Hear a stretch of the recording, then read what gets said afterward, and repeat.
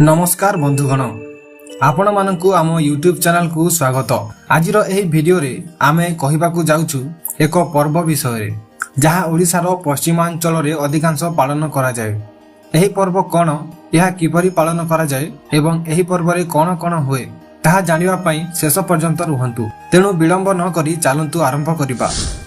नुआखाई हेउछि ओडिशार मुख्य लोक पर्व।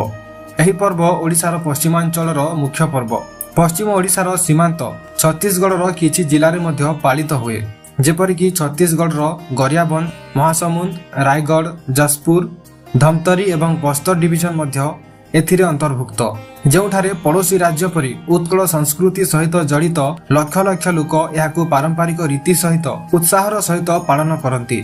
भाद्रपद शुक्ल पंचमी दिन नुआखाई पालन करा जाए। नुआखाईर अर्थ हेउछि नूतन खाद्य। यह मुख्यतः ओडिशार चाषी एवं कृषि श्रमिक मानक द्वारा खेतरे थिबा नूतन फसल को स्वागत करिया पई पालन करा जाउथिबा एक पारंपरिक पर्व। किंतु समाजर समस्त वर्ग यहाकू उत्साहर सहित पालन करती। लोक माने नुआखाई जुहार एवं भेटघाट पई परस्पर घर को जाती एवं नुआखाई जुहार एवं भेटघाट पई जन समारोह मध्य आयोजन करा जाए। वर्षा ऋतु रे भाद्रव मासर शुक्ल पक्ष रे नुआ धान खेतरे आसी थाए, विशेष करी प्रारंभिक पाचिबा धान। जेतेबेले धान बाहरिबा आरंभ करे नूतन फसल को स्वागत करिया पई नुआखाई आयोजन करा जाए। यह कृषि संस्कृति एवं रस्य संस्कृति पर आधारित एक पर्व।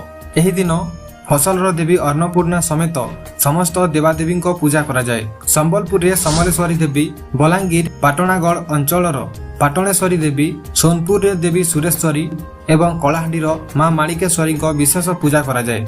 नुआखाई दिन सुंदरगढ़ रे राज परिवार द्वारा देवी शिखरवासिनी को पूजा करा जाए। पूर्वरु एही पर्व भाद्रवर शुक्ल पक्ष रे विभिन्न ग्राम रे सुविधा अनुसार विभिन्न तारीख रे पालन करा जाउथिला। गाँर मुख्य पूजक एथिपाई तारीख एवं समय स्थिर करुथिले। एही दिन गाँ लोकंक द्वारा सेमानकर ग्राम देवादेवी को मध्य पूजा करा जाए। नुआखाई दिन किंबा नुआखाईर गोटे दिन पूर्वरु पूजा पाई नुआ धान, चूड़ा, मुग एवं कुरेपत्र एवं फूल आनिथांती। ओडिशा रे नुआखाईर इतिहास बहुत पुराना एवं वैदिक युग सहित जड़ित। किंतु किछि ऐतिहासिक लोक कथार उदाहरण देई पश्चिम ओडिशा रे नुआखाई परंपरा आरंभ करिवार श्रेय द्वादश शताब्दी रे चौहान राजवंशर प्रथम राजा रमाई देव को दियंती। से तत्कालीन पाटणार राजा थिले, जोटा कि वर्तमान रो पाटनागढ़। पाटनागढ़ वर्तमान बलांगीर जिले में अच्छी। किछि विशेषज्ञ कहती जे पूर्वरु बलांगीर को पाटनागढ़ कहा जाउथिला।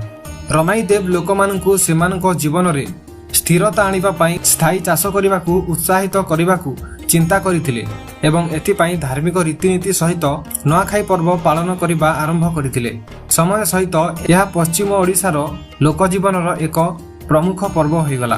नुआ फसलर नुआ धान को चूड़ा करी घरे नवान्न भोजी अर्थात नूतन शस्यर पर्व बहुत उत्साहर सहित एवं विभिन्न पारंपरिक खाद्य सहित सामूहिक भाव में करा जाए। सर्वप्रथमे पूजा पाउथिबा देवादेवी मानंकु खाद्य अर्पण करा जाए। प्रसाद सेवन करिबा परे नुआखाईर एक मिलित भोजी होइथाए। एही दिन पई आरिसा पिठा मध्य प्रस्तुत करा जाए।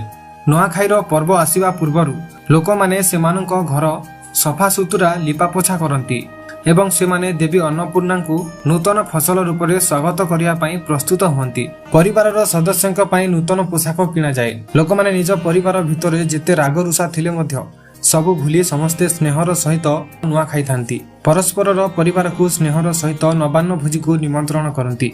एही विशेष अवसर रे लोक माने नूतन पोशाक पिंधि परस्पर को नुआखाईर शुभेच्छा जणाइबाकू आसीथांती एवं छोट माने बड़ माननकू नुआखाई जुहार करिथांती। गाँरु सहर पर्यंत बहुत गहली लागिथाए। पश्चिम ओडिशार लोक संस्कृति उपर आधारित पारंपरिक लोक नृत्य सार्वजनीन कार्यक्रम रे लोकप्रिय। यही पर्व रे देवादेवी पूजा सहित विभिन्न प्रकारर सुस्वादु खाद्य प्रस्तुत करा जाए। संध्या रे लोक माने परस्पर को भेटंती, गीत गांती, नाचंती एवं उत्सव पालन करंती एवं नुआखाईर परदिन नुआखाई बासी पालन करा जाए। आशा करुछि आपण समस्तंकु आजिर वीडियो पसंद आसीथिबो। जदि आपनकु एही वीडियो पसंद आसी थाए तबे हमकु कमेंट बॉक्स रे कहिबाकू भूलंतु नाही एवं एपरि नूतन वीडियो पई हमर चैनल को सब्सक्राइब करंतु।